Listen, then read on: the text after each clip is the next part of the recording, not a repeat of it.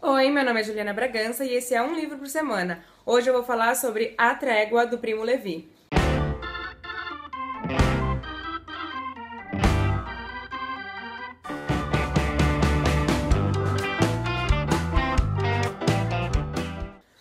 Bom, esse autor, o Primo Levi, ele é um judeu italiano, ele é bem famoso, ele escreveu alguns outros livros além desse. Ele participou do Holocausto, ele esteve no campo de Auschwitz, e esse livro narra a história dele a partir do momento que a guerra terminou. Então, ele foi liberado do campo, ele podia sair, e aí narra toda a trajetória dele até a cidade dele, até a casa dele na Itália. E isso foi uma coisa que eu achei bem legal desse livro, porque, na verdade, até hoje eu só li dois livros sobre o Holocausto, que foi O Menino do Pijama Listrado e... qual que é o nome? O Jerry e Jane Frank. E os dois falam sobre o Holocausto, o que estava acontecendo naquele momento. E, tipo, depois, como foi para os judeus que foram vítimas do Holocausto, sobreviveram e tinham que voltar para casa? A gente nunca parou, pelo menos eu nunca tinha parado pra pensar, tipo, como que eles fizeram pra voltar pra casa do campo de concentração. E esse livro, ele narra isso muito bem. Então ele foi bem descritivo, assim, tudo que ele passou, o Primo Levi, é uma história real, como já deu pra perceber em tudo que eu falei. E eu gostei bastante desse livro. Ele conta, sério, gente, só por milagre que esse homem conseguiu chegar em casa, porque ele tava com a saúde totalmente debilitada, ele não tinha comida, ele não tinha dinheiro, ele não tinha como ir pra Itália. Então, ele saiu do campo e aí ele foi percorrendo os lugares, só que ele tava muito doente. Ele ficou, sei lá quantos dias, meses de cama numa enfermaria que ele achou e tipo, sem ter comido. Nossa, sério, é muito ruim tudo isso que ele descreve. Não muito ruim o jeito que ele descreve, mas tudo isso que ele passou. E ao mesmo tempo é muito legal porque eu nunca tinha parado pra pensar nisso. No meio dessa trajetória, ele encontra um outro sobrevivente chamado, que ele apelida de Grego, porque ele é grego. E eu achei muito legal porque teve uma lição que o Grego passou pra ele que realmente faz muito sentido. E que é a seguinte: se você tivesse que escolher entre um par de sapato ou comida, no, na situação que ele tava, né, que tipo, não tinha nada, o que você escolheria? E o Primo Levi, obviamente, como eu, e acho que a maioria das pessoas, escolheu comida. Sendo que não, o Grego explicou pra ele que era melhor ele escolher um sapato. Porque se ele tem comida, ele vai comer, vai saciar a fome dele, ou não, dependendo da fome, dependendo do tanto da comida, e acabou. Agora, se ele tem um par de sapato, ele pode ir atrás da comida, ele pode andar o tanto que ele precisar pra encontrar quantas refeições ele precisar. Isso por quê? Porque eles estavam no meio de um inverno tremendo, então tinha neve, tinha gelo e, tipo, se você tá andando com o pé na neve, você não consegue andar. Então por isso que o Grego ensina isso pra ele, que é mais importante ele ter um par de sapatos do que um pouco de comida. O par de sapato vai fazer ele viver mais na situação que ele tava, no frio que ele tava passando, do que um prato de comida. E eu achei isso muito interessante. Tem uma parte muito legal que eu marquei aqui, que tinha uma música que eu contava com a minha mãe, com a minha irmã quando era criança, que eu não fazia a mínima ideia que ela era tão antiga assim, que tipo, existe desde a época do Holocausto. Que ele fala que durante o tempo, que teve um tempo que ele ficou num lugar chamado Casa Vermelha. Então, os sobreviventes eles saíam do campo de concentração e se espalhavam pelo continente, tanto pela URSS, Polônia, Romênia, por todos os lugares. Então, ele saiu do campo, ele foi caminhando e indo na direção que Deus levava, porque ele não sabia para onde ele estava indo. Até o momento que ele chega nessa Casa Vermelha, que é onde ele passa a maior parte dessa trajetória dele até retornada para casa dele. E lá tem muitas pessoas de diversas nacionalidades e, tipo, ele chega lá, tem a comida, tem lugar pra dormir, não é do melhor, mas também tem isso, coisa que é muito melhor do que ele já teve.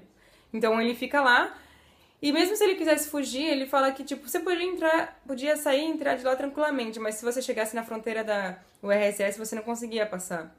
Então, mesmo muitas pessoas tentavam sair de lá, saíam tranquilamente, mas voltavam, porque das redondezas era o melhor lugar que eles tinham pra ficar, tanto que ele fica lá, só que ele enche o saco, porque ele não tem nada pra fazer, aí ele começa a trabalhar na enfermaria e tal, ou finge que trabalha, porque também não tinha muito trabalho, e era bem tranquilo. E nesse lugar, nessa Casa Vermelha, tipo, eles faziam várias coisas pra meio que entreter. Então teve cinema, teve acho que uns 3 dias de cinema que chegou com os telões, que chegou um caminhão, uma comitiva de cinema com os telões, um monte de coisa. Depois tinha teatro.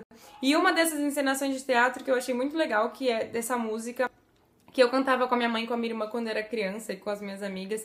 E eu não sabia que essa música era tão antiga assim. E eu espero que vocês conheçam, porque eu vou pagar o mico agora de cantar a música. Que é tipo essas cantigas de criança mesmo, de brincadeira. Que ele conta que teve. Que é, não sei se você conhece, é aquela assim. O meu chapéu tem 3 pontas, tem 3 pontas o meu chapéu. Se não tivesse 3 pontas, não seria o meu chapéu. Então, é essa música, eu cantei muito, mas foi. Não sei se vocês conhecem, mas eu fiquei muito feliz que, gente, tem uma música da minha infância que fez parte da vida dele e eu achei demais. E, tipo, essa música é divertida, porque você canta ela normal, depois você vai tirando as palavras, então você canta o meu, se você tirar chapéu, no caso. O meu tem 3 pontas, tem 3 pontas o meu. Aí você vai tirando as palavras até você só ficar, entendeu? A música inteira. É muito legal. E eu achei muito divertido ter isso aqui. E eu gostei muito desse livro, eu recomendo. Tem um mapa que eu só descobri no final, porque ele fica aqui, deixa eu mostrar. E aí mostra toda a União, a URSS aqui, com os outros países da Europa e tal. E é bem legal, mas eu só descobri que existia esse mapa no final e ele seria muito útil desde o começo, porque tem texto, tem o mapa e tem texto, então ele não tá nem no começo, ele tá mais pro final. E, gente, sério, o final é tipo, é ok, ele chega na casa dele, mas ele fica, tipo, mais de um mês viajando num trem que viajava, tipo, a 50 km por hora e ele precisava ir da URSS até a Itália. Então ele ficou, tipo, muito tempo e aí chovia e aí não tinha comida e, tipo, não tinha organização dentro do trem. Eles se dividiam, que eram 1.400 sobreviventes que estavam voltando, eles se dividiam nos vagões, tipo, por a questão de afinidade mesmo, e não tinha, tipo, um líder, não tinha nada, só tinha um maquinista. E, tipo, tinha vezes que eles paravam numa estação e ficavam lá por dias e ninguém sabia a hora que ia voltar. Então ele conta, bem legal também, que ele era o responsável do vagão por buscar água. Então sempre que o trem parava, ele tinha que ir para um lugar mais próximo com o baldezinho dele, com o cinto que ele usava para suspender, para buscar água. E cada vagão tinha a sua pessoa responsável por buscar água. Teve uma vez que ele foi buscar, que do nada ele tava lá com o balde dentro do poço, puxando água, e o avião não, o trem apitou, tipo, pra dar partida, e ele ficou desesperado. Então, se ele voltasse sem o balde, todo mundo ia olhar pra ele, tipo, meu, era o único balde que a gente tinha pra pegar água e você perdeu. Então ele pegou o balde rapidão junto com o cinto, deixou a água cair, e que saiu correndo e quase não conseguiu pegar o trem de volta, porque o trem apitou, começou a dar partida e ele tava lá longe, então ele teve que correr, e na verdade ele nem conseguiu entrar no vagão dele, ele conseguiu entrar no último vagão, que foi, tipo, todo mundo pôs a mão pra fora, assim, pra ajudar ele, e foi muito, tipo, é muito legal esse livro, você precisa ver. Precisa ver não, né? Precisa ler. Aí ele chega em casa, as pessoas não estavam esperando por ele tava totalmente magro, totalmente barbudo, totalmente nojento, irreconhecível, mas ok, ele chegou em casa e sobreviveu. Aí eu vou ler um dos últimos parágrafos que, tipo, você vê tudo que a pessoa passou. Não você vê, que eu achei legal. Vou ler, então. Eu estava inchado, barbudo e maltrapilho e tive dificuldades em fazer-me reconhecer. Encontrei os amigos cheios de vida, o calor da mesa segura, a concretude do trabalho cotidiano, a alegria libertadora de contar. Reencontrei uma cama ampla e limpa, que de noite, instantes de terror, cedeu suavemente com o meu peso. Passados muitos meses, desapareceu em mim o hábito de caminhar com os olhos fixos no chão, como se procurasse algo para comer ou para guardar logo no bolso e vender para obter pão. E não cessou de visitar-me em intervalos ora compactos, ora escassos, um sonho cheio de assombro.